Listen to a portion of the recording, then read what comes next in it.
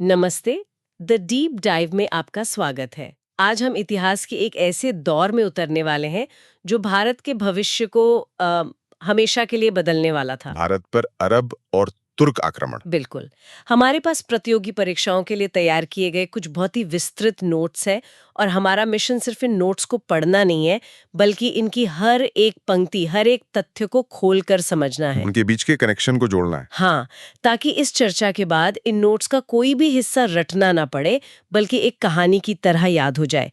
तो जो लोग एसएससी, सीजीएल, सीएचएसएल और ऐसी ही दूसरी परीक्षाओं की तैयारी कर रहे हैं, उनके लिए ये चर्चा बहुत काम की होने वाली है। बिल्कुल। हम शुरुआत करेंगे भारत पर पहले अरब आक्रमण के प्रभावों से और ये देखेंगे कि ये सिर्फ एक तरफा हमला नहीं था, बल्कि एक तरह का यूं कहिए सांस्कृतिक लेनदेन भी था। अच्छा। फिर हम कहानी को आगे बढ़ाएंगे और तुर्कों के आगमन पर ध्यान देंगे, खासकर महमूद गजनवी के अभियानों पर। और आखिर में हम उस दौर के उन लेखकों की बात करेंगे जिनकी वजह से आज हम इस इतिहास को जान पा रहे हैं। ठीक है, तो चलिए इस गहरी पड़ताल को शुरू करते हैं। सबसे पहले बात करते हैं अरब आक्रमण के प्रभावों की। अक्सर जब हम आक्रमण की बात करते हैं तो सिर्फ लड़ाई और राजनीति पर ही ध्यान देते हैं, सही कहा। लेकिन यहाँ हमारे स्रोत बताते हैं कि इसका एक बड़ा सांस्कृतिक और सामाजिक प्रभाव भी पड़ा। कुछ ऐसी चीजें थी जो अरब अपने साथ भारत लाए। हाँ, और ये सिर्फ मामूली बदलाव नहीं थे। हमारे स्रोत 4 बड़े बदलाव पर रोशनी डालते हैं। पहला, ऊंट पालन की शुरुआत। ऊंट पालन? हाँ, सुनने में ये छोटी बात लग सकती है, लेकिन इसने राजस्थान और सिंध के रेगिस्तानी इलाकों में व्यापार और परिवहन की पूरी तस्वीर ही बदल दी। अच्छा। दूसरा है मानचित्र कला यानी कार्टोग्राफी का विकास। बेहतर नक्शे बनाने की तकनीक आई। और तीसरा जो बहुत दिलचस्प है, अरबों को भारत आकर मानसून की जानकारी मिली। मानसून की जानकारी, इससे क्या फर्क पड़ा? इससे समुद्री व्यापार के लिए एक नया दरवाजा खुल गया।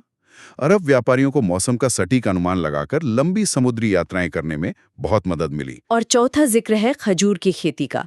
तो ये तो हुई वो बातें जो अरबों के जरिए भारत आईं, लेकिन जैसा आपने कहा, ये एक दो तरफा रास्ता था। बिल्कुल। भारतीय ज्ञान ने भी अरबों को बहुत कुछ सिखाया। हमारे स्रोत इसे भारतीय ज्ञान अरबों द्वारा शीर्षक के तहत बताते हैं। इसमें क्या क्या शामिल था? अरब विद्वान उस समय के भारतीय ज्ञान से बहुत प्रभावित थे, खासकर 4 क्षेत्रों में। पहला था दर्शन यानी फिलॉसफी। दूसरा ज्योतिष। ज्योतिष मतलब एस्ट्रोलॉजी? हाँ। तीसरा था अंक, जिसे यहाँ डिग लिखा गया है, जिसका मतलब डिजिट्स या भारतीय अंक प्रणाली, और गणित से है। और चौथा था चिकित्सा यानी मेडिसिन। मतलब ये सारे क्षेत्र उस समय भारत में बहुत उन्नत थे। बहुत ज्यादा। और बगदाद में बैठे खलीफा भारतीय विद्वानों को अपने यहाँ बुलाकर इन ग्रंथों का अरबी में अनुवाद करवाते थे। इसी ज्ञान के लेन देन का एक बहुत ही ठोस उदाहरण हमारे स्रोतों में दिया गया है। ब्रह्मगुप्त की किताब ब्रह्मस्फुट सिद्धांत। यह 628 ईस्वी में लिखी गई थी। हाँ, और ये कोई मामूली किताब नहीं थी। इसका अनुवाद अल जियो नाम के एक विद्वान ने किया था, और ये किताब अपने समय से सदियों आगे थी। इसमें क्या खास था? इसमें सिद्धांत समति, द्विघात समीकरण यानी क्वाड्रेटिक इक्वेशन को हल करने के तरीके, और यहाँ तक कि पृथ्वी की त्रिज्या यानी रेडियस ऑफ अर्थ की गणना भी शामिल थी। जरा सोचिए, 7वीं सदी में ये सब बातें लिखी जा रही थी। एक मिनट, इसमें एक और चीज है जो मुझे हैरान कर रही है। वर्गों के योग का सूत्र, मतलब जो n+1, 2n+1, 6 वाला फॉर्मूला हम आज भी स्कूल में पढ़ते हैं। हाँ, वही फॉर्मूला। वो 1400 साल पहले ब्रह्मस्फुट सिद्धांत में मौजूद था। ये तो कमाल की बात है। बिल्कुल, ये भारतीय गणितीय परंपरा की समृद्धि को दिखाता है। लेकिन अब कहानी के राजनीतिक पहलू पर आते हैं। ज्ञान के इस आदान प्रदान के साथ साथ जमीन पर संघर्ष भी चल रहा था। सही है। अरबों के बीच आंतरिक संघर्ष शुरू हुआ, जिसके बाद उनके आक्रमण के खिलाफ एक बड़ा भारतीय संगठन बना। ये लगभग 738 ईस्वी की बात है। ये बहुत दिलचस्प है, क्योंकि हम अक्सर भारतीय राजाओं के आपसी संघर्ष के बारे में ही पढ़ते हैं, लेकिन ये जानना कि उन्होंने एक बाहरी खतरे के खिलाफ एकजुट होकर मुकाबला भी किया, जरूरी है। ये संगठन कैसे बना? ये उस समय का एक तरह का डिफेंसिव पैक्ट था, जिसका एक ही मकसद था, अरब सेना को सिंध से आगे बढ़ने से रोकना। और इसमें कौन-कौन शामिल है? इस गठबंधन की सबसे बड़ी ताकत इसकी विविधता थी। हमारे स्रोत 4 बड़े नाम बताते हैं। पहले, चालुक्य वंश के पुलकेशन। दूसरे, गुर्जर प्रतिहार वंश के संस्थापक नागभट्ट प्रथम। नागभट्ट प्रथम, जो इस गठबंधन के मुख्य सूत्रधार माने जाते हैं। सही। तीसरे, दक्षिण से राष्ट्रकूट वंश के दंतीदुर्ग। और चौथे, मेवाड़ के महान शासक बप्पा रावल। इतने सारे बड़े शासक एक साथ, तो इस गठबंधन का नतीजा क्या निकला? क्या ये सफल रहा? ये उम्मीद से कहीं ज्यादा सफल रहा। हमारे स्रोत के अंत में एक बहुत महत्वपूर्ण लाइन लिखी है, वे अगले 300 वर्षों तक अरबों को आगे बढ़ने से रोकने में सफल रहे। 300 साल, ये बहुत लंबा समय है। हाँ, इसने भारतीय उपमहाद्वीप के राजनीतिक और सांस्कृतिक परिदृश्य को एक लंबे समय तक सुरक्षित रखा। लेकिन इतिहास कभी रुकता नहीं है। जहां भारतीय राजाओं के इस गठबंधन ने अरबों को रोक दिया, वहीं वे मध्य एशिया में उभर रही एक नई, ज्यादा आक्रामक ताकत से शायद अनजान थे। तुर्क। बिल्कुल, तुर्क। तो यहीं से कहानी एक नया मोड़ लेती है। हमारे स्रोत का अगला हिस्सा यहीं से शुरू होता है और पहली ही पंक्ति कहती है, इस्लाम के प्रचार में सफल। इसमें बताया गया है कि अरबों की तुलना में तुर्क ज्यादा सफल रहे। ऐसा क्यों था? उनकी रणनीति और उनकी प्रकृति दोनों ही अलग थीं। तुर्क मूल रूप से मध्य एशिया के लड़ाके कबीले थे, जो अरबों की तुलना में ज्यादा आक्रामक और सैन्य रूप से संगठित थे। अच्छा। हमारे स्रोत में एक छोटा फ्लोचार्ट है जो दिखाता है कि अरब बनाम तुर्क संघर्ष में तुर्कों की जीत हुई और इसी के बाद गजनी में एक मजबूत मुस्लिम शासन स्थापित हुआ। यहीं से गजनी वंश का उदय होता है, जिसे यामिनी वंश भी कहा जाता है। सही। और इसका संस्थापक था अल्पतगीन। अल्पतगीन, जिसका शासनकाल 943 से 963 तक रहा।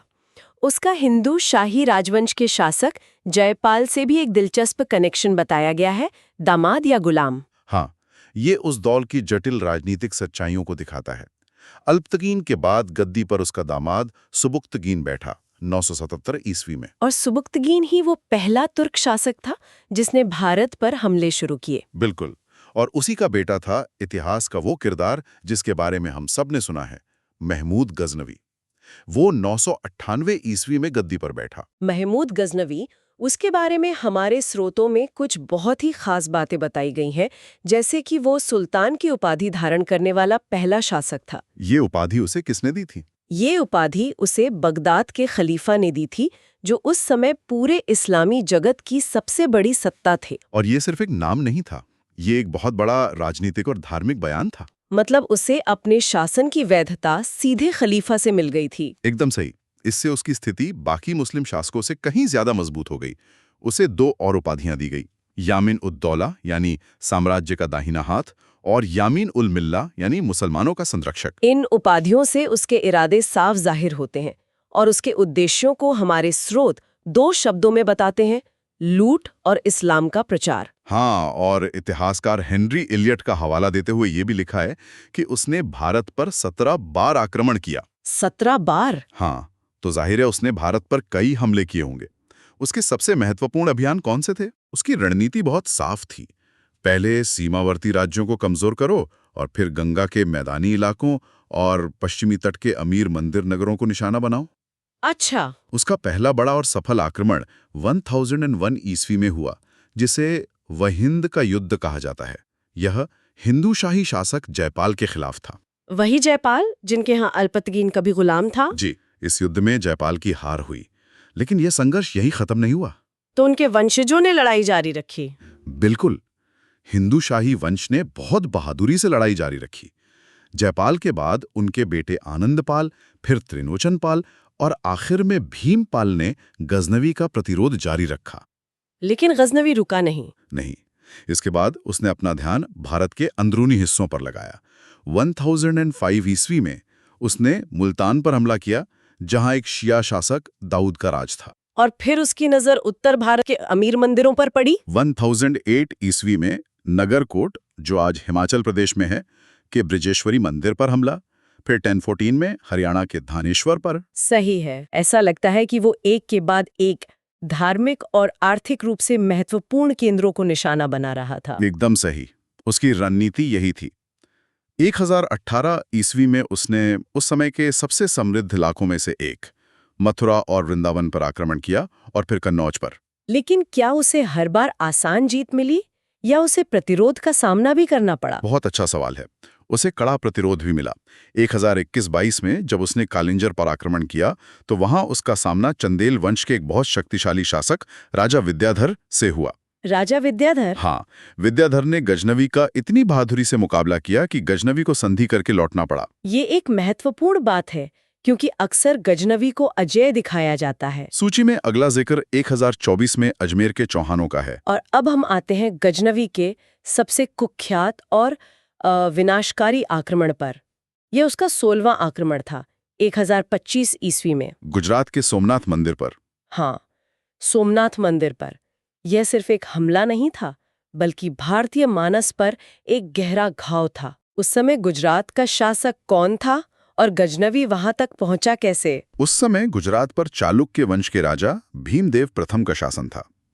गजनवी एक बहुत ही मुश्किल रास्ता चुनकर सोमनाथ पहुंचा, अजमेर और थार के रेगिस्तान के रास्ते, ताकि उसे रास्ते में ज्यादा प्रतिरोध का सामना ना करना पड़े। सही। लेकिन फिर भी मोढेरा के राजपूतों ने और स्थानीय लोगों ने उसका कड़ा मुकाबला किया।